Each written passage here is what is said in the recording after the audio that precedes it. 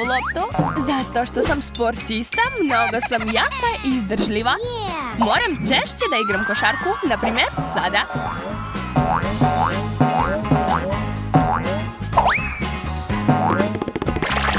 Hajde, Suzy, verujem u tebe.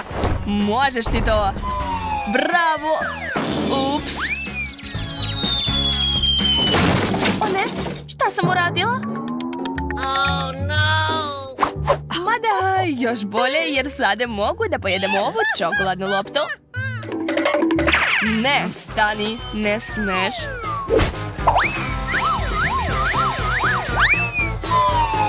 Šta si uradila? Razbit će se. Come on!